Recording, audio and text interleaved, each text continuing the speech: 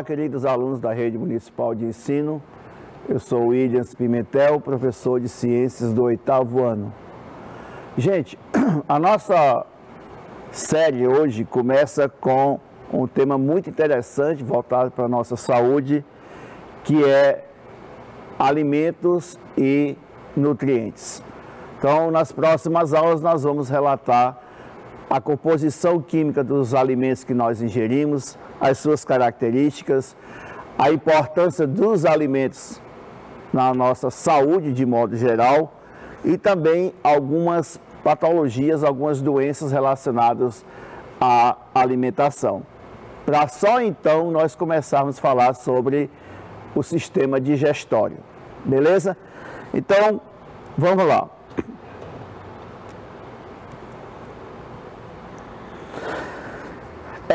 Nós temos aí 3 opções, né, de alimentação, né, para a gente fazer uma rápida reflexão a respeito do que nós comemos. A primeira, né, você tem aí um alimento muito comum, principalmente entre os jovens, tá? Que é constituído de pão, carne, queijo, alface, batata frita e refrigerante. A segunda, arroz, feijão, batata frita, carne, alface, tomate, salada. E a terceira, alface, cebola, tomate. Então, qual dessas 3 opções, né, normalmente nós fazemos quando decidimos nos alimentar? Qual delas é mais propícia para nós termos uma boa saúde? Qual delas é mais nociva para a nossa saúde? Então, esses são alguns aspectos que nós vamos refletir depois de terminarmos essa série de aulas sobre nutrição, certo? A respeito de como está a nossa alimentação. Tá ok? Então, vamos lá. Os alimentos que nós ingerimos, eles são compostos de vários nutrientes que são formados por vários tipos de substâncias. Isso considerando uma pessoa que tem uma dieta bastante variada e balanceada, tá? Esses nutrientes basicamente são nutrientes orgânicos formados por moléculas grandes, como proteínas, carboidratos e lipídios, e outras compostas por nutrientes minerais e a própria água, né, que você não entra como nutriente, mas é extremamente importante para a nossa saúde. Tá ok? Então, por que a gente precisa se alimentar? Tá? As pessoas normalmente pensam que nós precisamos alimentar só para tirar a energia dos nutrientes que formam o nosso alimento para poder sobreviver, né, fazer a nossa máquina corporal funcionar. No entanto, gente, a coisa não é bem assim. É muito mais complexa do que somente encher a barriga para ter energia para fazer as nossas atividades. Uma boa alimentação, ela pode prevenir doenças, pode combater doenças, reconstitui o nosso corpo que sofre danos diariamente, tá ok? Então, regula as nossas funções corporais. Então, o papel da alimentação é muito maior do que a maioria das pessoas podem considerar. Por isso é que nós estamos dedicando uma atenção especial para a alimentação. Pois bem, quando você observa, por exemplo, o rótulo de alimentos, principalmente alimentos que são processados ou industrializados, você tem, isso é obrigado por lei, uma lista de componentes desse alimento com a quantidade de calorias, né, o percentual daquele nutriente naquele alimento, entre outras coisas. Nós não temos o hábito, infelizmente, de observar isso, tá? E nós acabamos ingerindo alimentos que não são importantes para a nossa saúde, como pode ser até mesmo prejudicial. Por exemplo, o alto nível de sódio nos alimentos industrializados. Mas nós vamos falar disso aí depois, tá? Então, o que você pode observar nos vários tipos de rótulos é exatamente isso. Os componentes, o teor calórico, né? Calorias é a unidade de medida que se usa para se medir a energia dos componentes ou dos nutrientes e o percentual deles no alimento. Tá ok? Pois bem, a classificação dos alimentos. Os alimentos têm uma diversidade muito grande de nutrientes, mas nós podemos classificá-los em 3 categorias básicas, que são os alimentos plásticos ou construtores, os alimentos energéticos e os alimentos reguladores das funções. Os alimentos plásticos ou alimentos construtores são aqueles compostos de substâncias que são utilizados na construção, portanto, muito importante no nosso crescimento, principalmente na fase da infância e da adolescência, e também na reconstituição, na renovação dos tecidos do nosso corpo durante toda a nossa vida. Tá ok? Desses, nós consideramos as proteínas e a água como os mais importantes. Os alimentos energéticos são constituídos de substâncias que têm um alto potencial calórico e é basicamente desses alimentos que nós tiramos a energia necessária para o funcionamento do nosso corpo. Estão incluídos nessa categoria os carboidratos, né, glicídios, os lipídios, principalmente as gorduras e os óleos. E temos também os alimentos reguladores. Os alimentos reguladores são aqueles que ativam funções importantes no nosso corpo. Aí nós colocamos nessa categoria os sais minerais e as vitaminas. Então nós acabamos falando de todas, ou pelo menos as principais substâncias que nós encontramos nos nossos alimentos: carboidrato, lipídio, proteína, vitamina e sais minerais. Bom, a classificação, portanto, desses nutrientes, como já foi mencionado anteriormente, né, quanto à composição química, são os carboidratos, os lipídios, as vitaminas, os sais minerais, as proteínas e a água.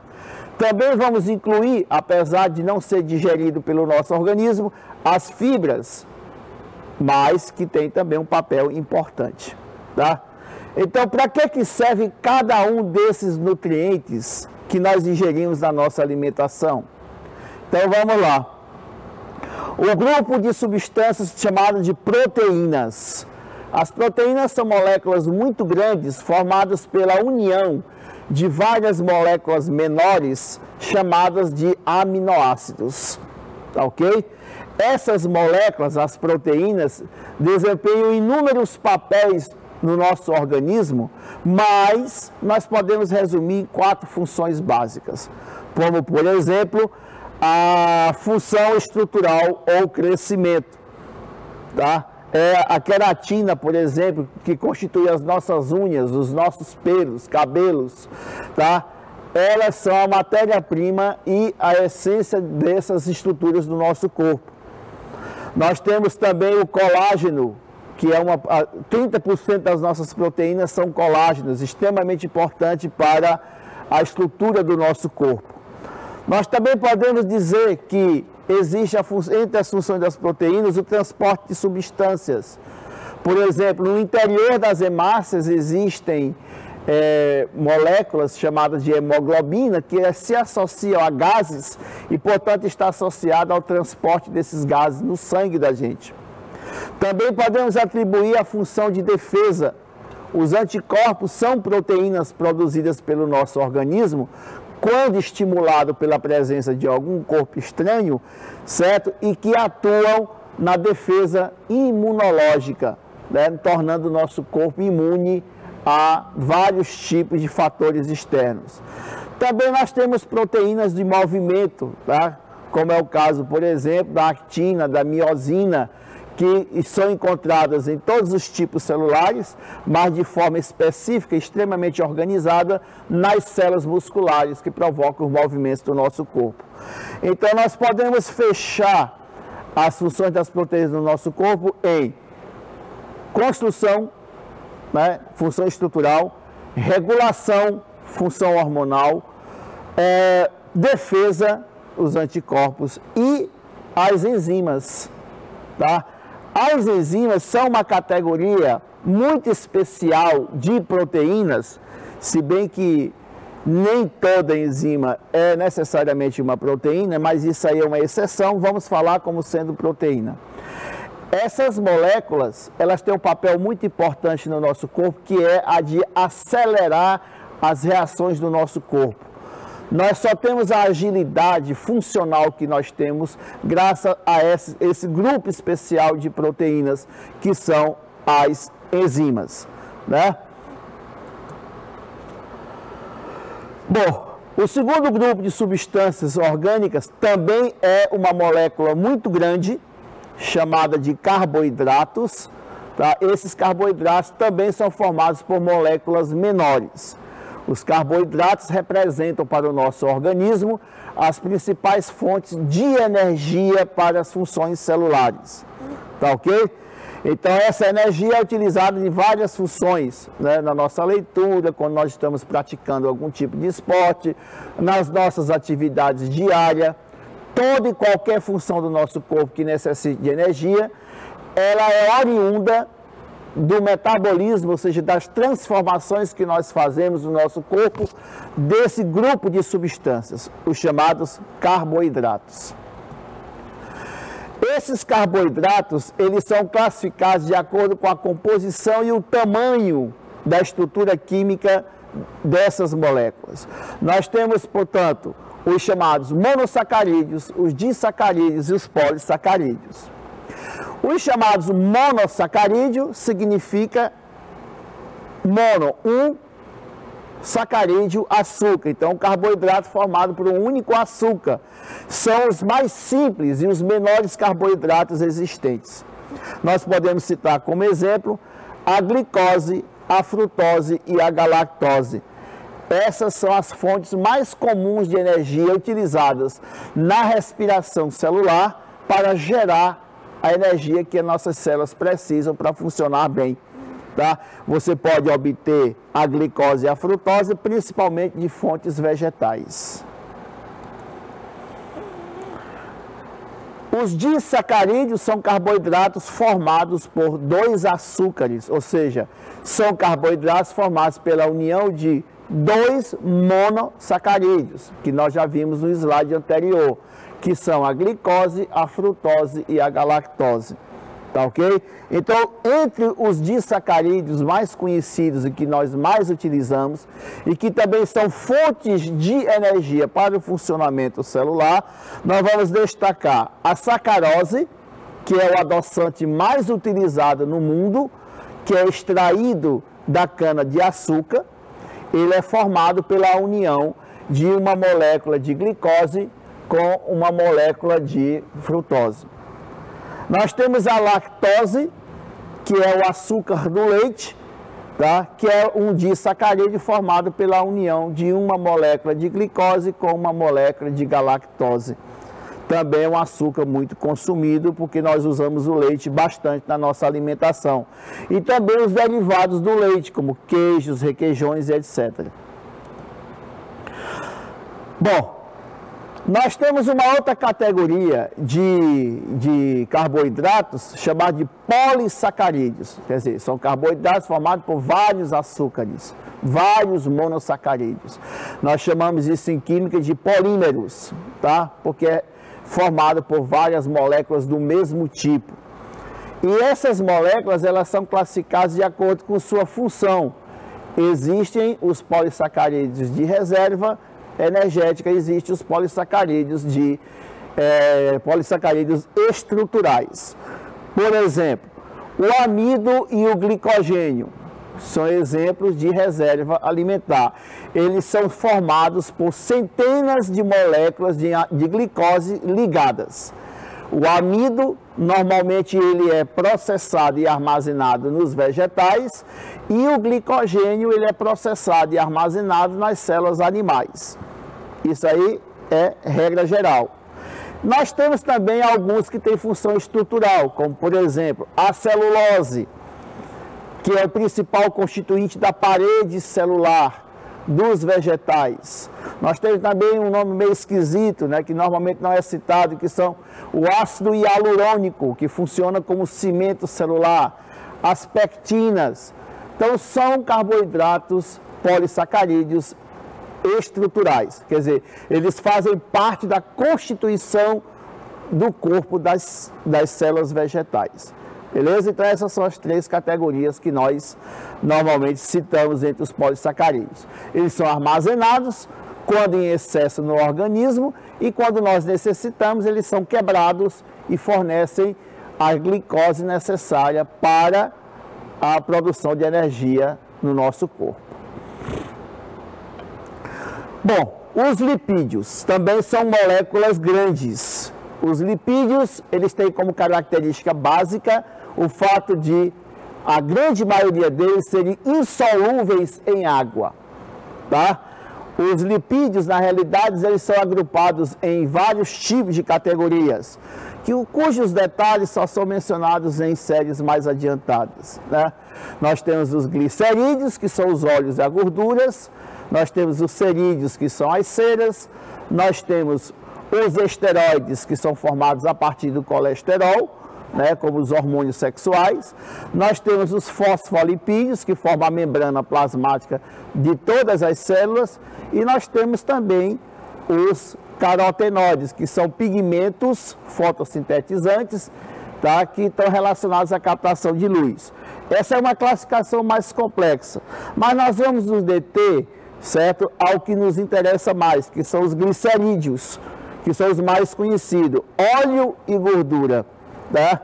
E aí você fica mais assim, ó, a gordura é de origem animal, o óleo é de origem vegetal, isso não se usa mais como critério de diferenciação. O que nós utilizamos é que as gorduras são os glicerídeos que se apresentam no estado físico sólido à temperatura ambiente. Lógico que eu não estou falando a temperatura ambiente aqui de Teresina, tá? São a 25 graus Celsius. E os óleos se apresentam no estado líquido, tá?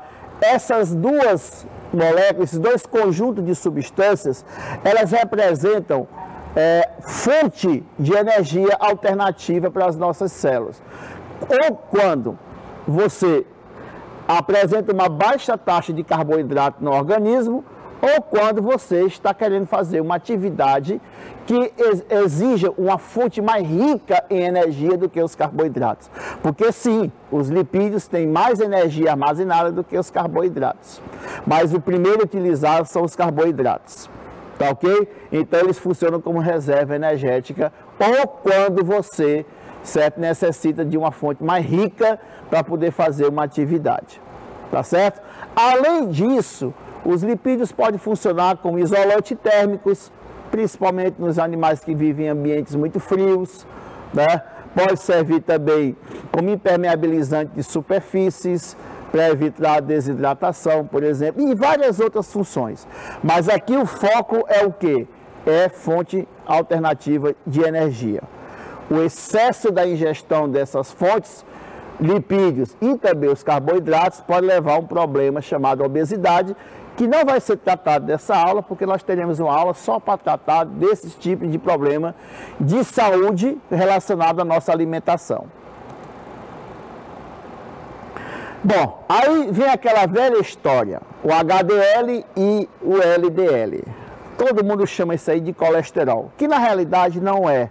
São lipoproteínas constituídas, formadas a partir do colesterol. O HDL significa, está em inglês e significa lipoproteína de alta densidade, e o LDL é uma lipoproteína de baixa densidade. Por que o HDL é chamado de bom colesterol e o LDL é chamado de colesterol ruim? Será que o LDL não tem função no nosso corpo? Claro que tem, gente. Os dois têm funções muito importantes no nosso corpo, no transporte de lipídios.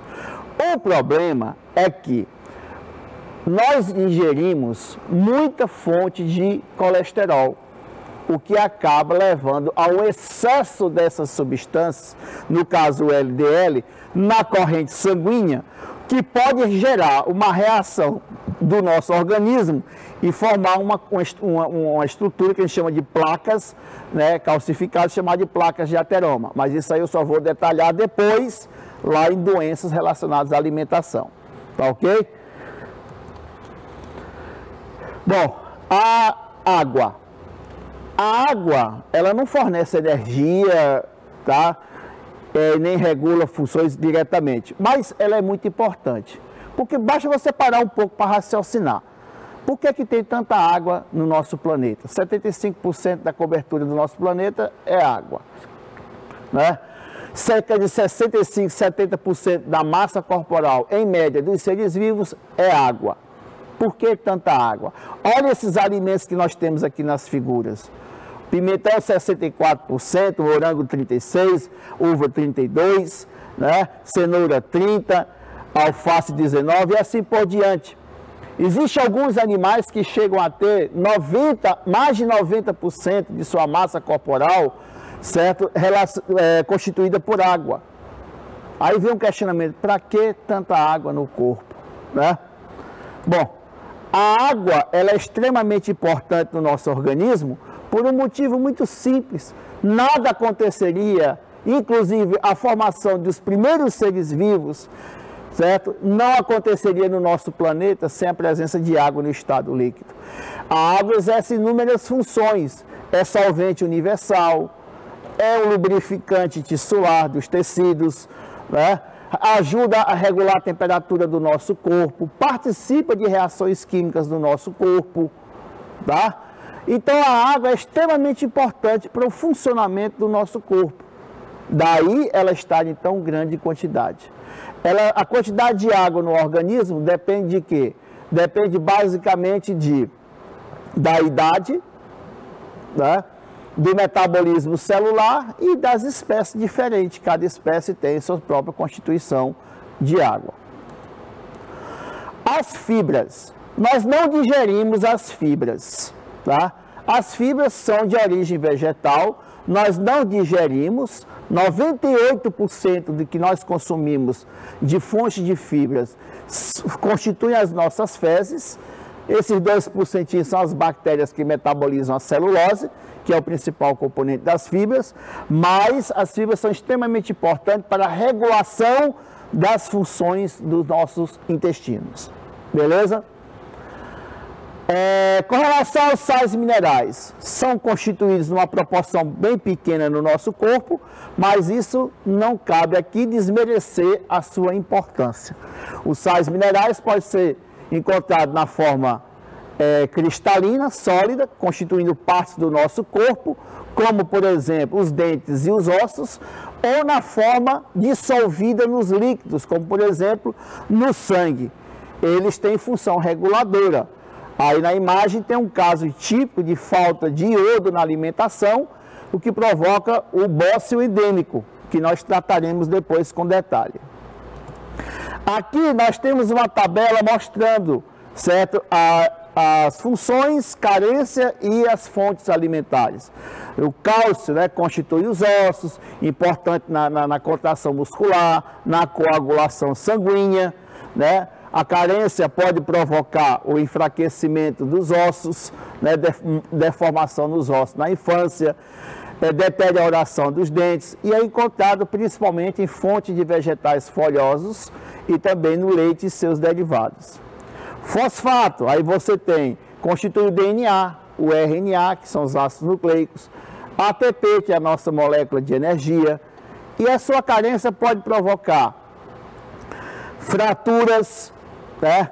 Músculos atrofiados, raquitismo na infância, alterações nervosas, e pode ser encontrado em fontes animais como carnes, bovina e peixes, além de cereais e outras fontes como derivados do leite. Sódio, né?